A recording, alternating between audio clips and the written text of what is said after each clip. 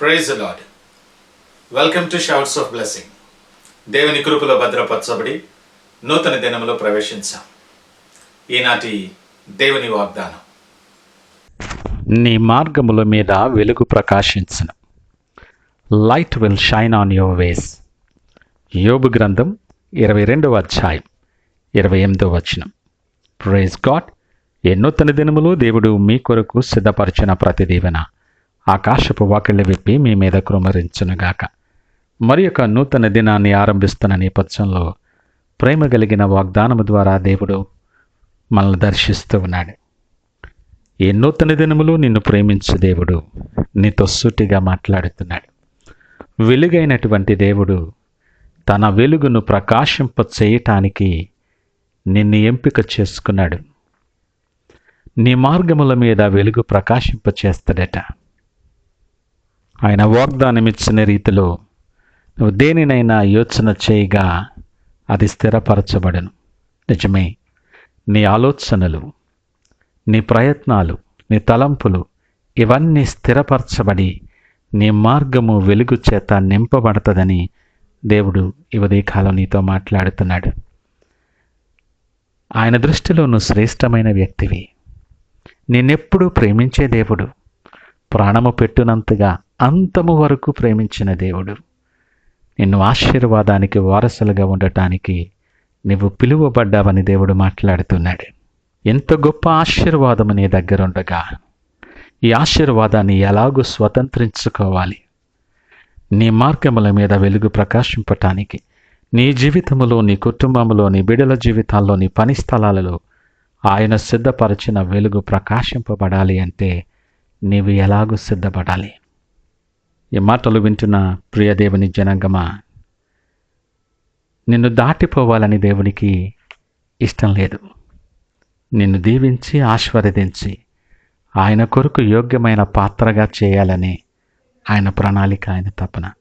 ఆయన పిలిచిన ప్రతిసారి, ఆయన ఉద్దేశించి మాట్లాడిన ప్రతిసారి నువ్వు దాని మీద ధ్యానము చేయటం లేదేమో, ఆయన వైపు తిరగటం లేదేమో, నీ పనులలో, నీ ప్రణాళికలలో నువ్వు సతమతమైపోయి దేవుడు నన్ను పట్టించుకోలేదా అనుకుంటున్నావేమో.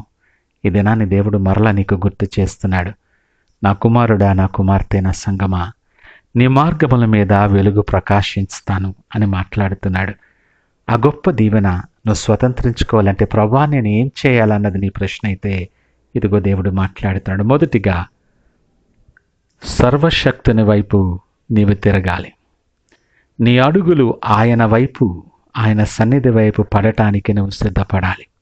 ఈ లోకంలో లోక సంపద కొరకు, ఆస్తిపాస్తుల కొరకు, భోగభాగ్యాల కొరకు, సుఖ సౌఖ్యాల వైపు నీ అడుగులు పడుతున్నాయేమో, అటు చూస్తున్నావేమో.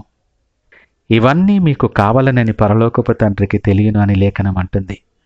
సర్వశక్తిమంతుడైన దేవుని వైపు తిరిగితే ఆయనకు ఇష్టము లేనివి నువ్వు విడిచిపెట్టవలసిన వానివిగా ఉన్నావు.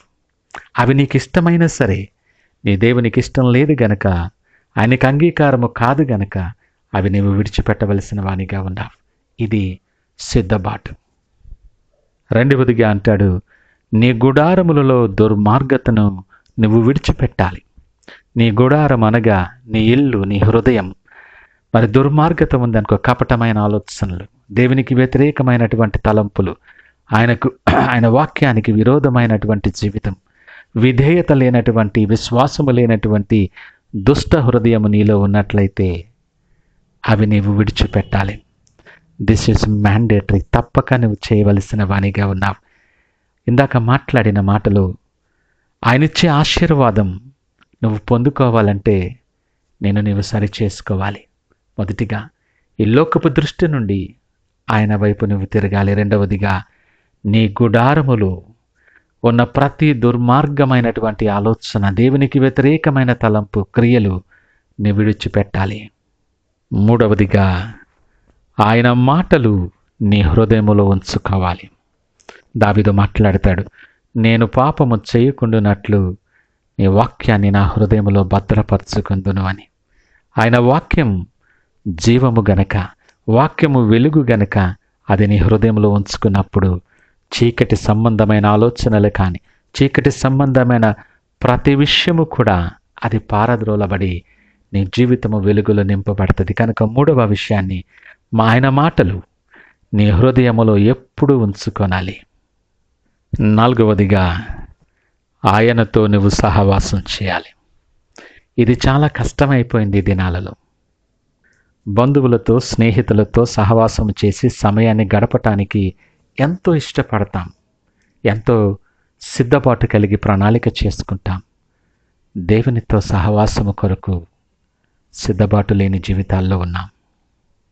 ఆయన సన్నిధిలో సంపూర్ణ సంతోషాలున్నాయి, ఘనత ప్రభావాలున్నాయి, బల సౌందర్యాలు ఉన్నాయని ఎరిగి ఆయనతో సహవాసములో మనం ఉండలేకపోతున్నాం.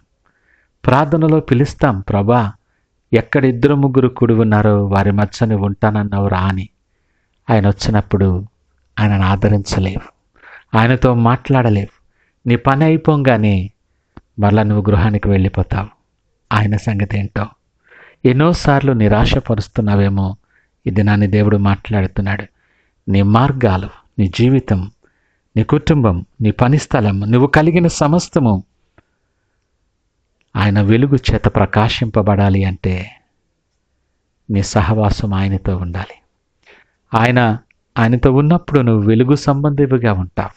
కనుక నీ మార్గాలు, నీ అడుగులు వెలుగుకరమైన మార్గాల్లో ఉంటాయి. ఆయనకిష్టులైన మనుషులకు భూమి మీద సమాధానం కలుగును అని లేఖనం మాట్లాడుతుంది. ఈ ఉదయకాల సమయం నువ్వెవ్వరివైనా, నువ్వు ఏ స్థితిలో ఉన్నా, ఆయన ఇచ్చిన వాగ్దానము నీ జీవితాల్లో ఫలించటానికి ఆయన సిద్ధముగా ఉన్నాడు. సిద్ధపడి ప్రార్థనాపూర్వకముగా ఆయన వైపు చూద్దామా? ప్రార్థించుకుందాం. మహోన్నతుడు, నమ్మకమైన మా యేసయ్య స్తోత్రాలు. ఉదయకాలము మాతో మీరు మాట్లాడారు. ఆశీర్వాదాలని కావాలని ఆశపడి మా మార్గాలు వెలుగుకరముగా ఉండాలని ఎంతో ప్రయాసపడుతున్నాం. నాన్న, ఈ దినము మాతో మీరు మాట్లాడిన రీతిలో ఇదిగో నీ వైపు తిరగటానికి, మా గుడారుల్లోని దుర్మార్గతను విసర్జించటానికి నీ మాటలు మా హృదయంలో ఉంచుకొని నీ సహవాసములో బలపడటానికి సహాయం దయచేయండి. మా ఈ ప్రయత్నంలో ఆటంకముగా ఉన్న ప్రతి పరిస్థితిని యేసు నామములో లయపరుస్తూ సకల మహిమ, ఘనత, ప్రభావాలు మీకే ఆరోపిస్తూ యేసు పరిశుద్ధ నామమున అడుగుచున్నాము తండ్రి. ఆమేన్. God bless you.